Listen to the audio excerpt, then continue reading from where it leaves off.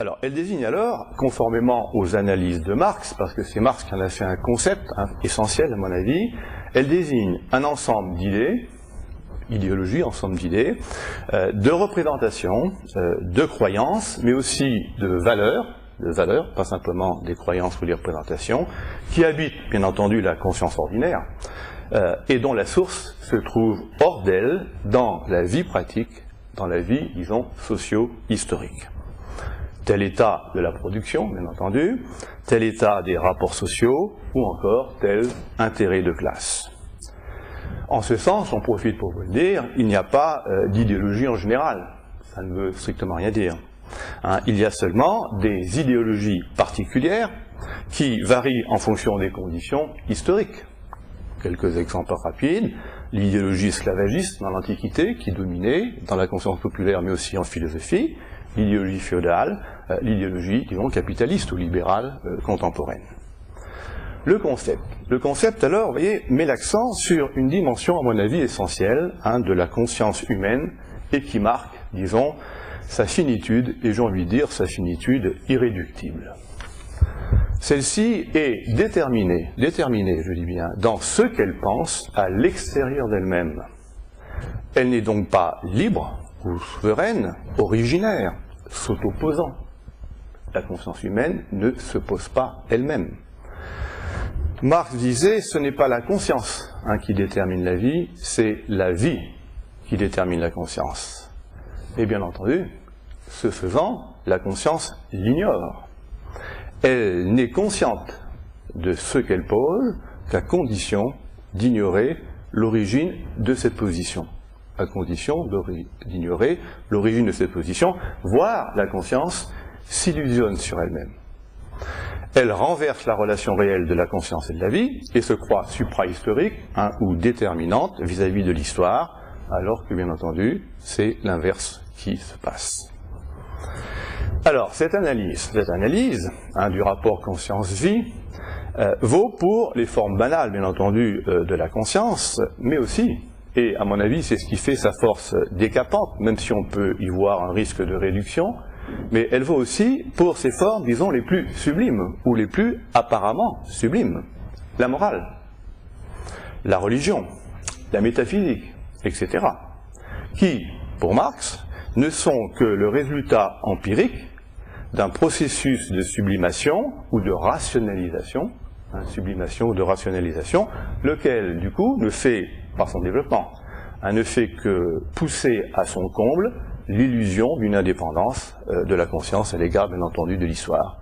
À l'issue du processus, on a oublié et on se croit, bien entendu, indépendant. La conscience, envisagée donc comme idéologie, dans cette dimension que Marx lui assigne, n'a donc pas d'histoire propre.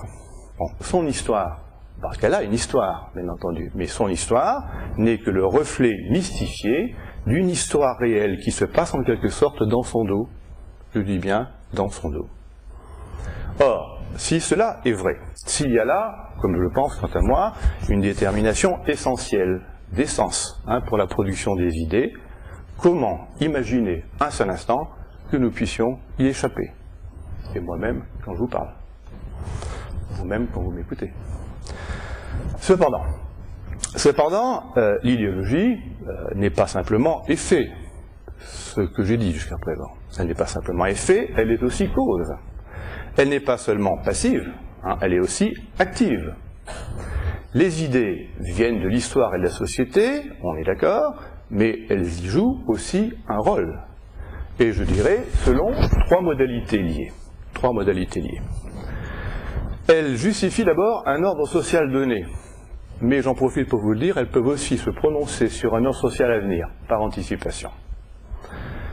Elles justifient, donc elles intègrent ses membres, les membres de cette société à cette société, fonction d'intégration, et du coup, elles contribuent à sa reproduction. Produites, elles tentent donc à reproduire la société qui les a produites.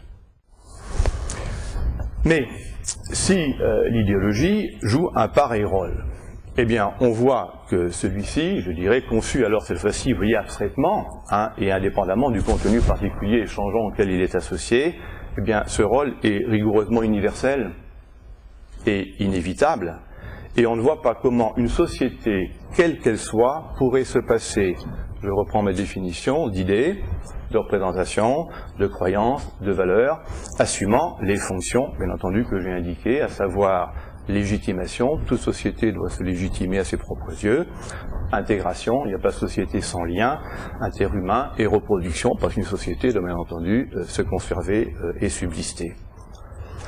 Alors c'est pourquoi, je vous le dis tout de suite, parce que parfois on a tendance à associer idéologie simplement à ce qui est conservateur, c'est pourquoi il y a aussi, alors la cas de figure est un peu subtile, vous voyez, mais il y a aussi des idéologies révolutionnaires qui anticipent un nouvel état social et jouent par rapport à lui le rôle que jouent les idéologies conservatrices vis-à-vis du présent, vous voyez, mais en anticipant.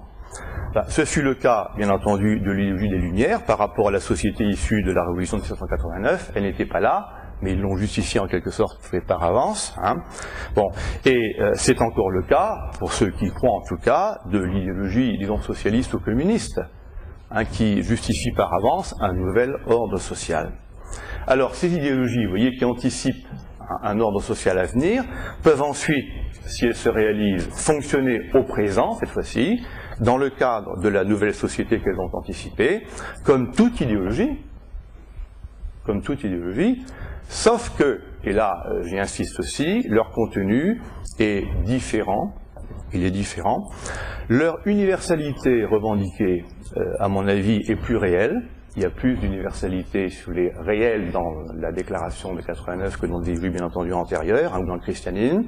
Et par ailleurs, la part de lucidité qu'on peut y trouver vis-à-vis des intérêts qui sont en jeu y est plus grande.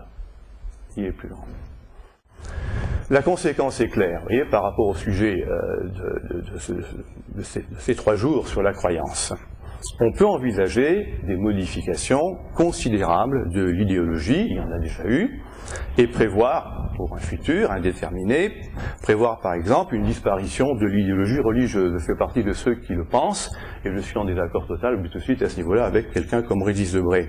Mais on ne saurait envisager une disparition de l'idéologie en général, eu égard aux fonctions pratiques qu'elle remplit au sein des sociétés.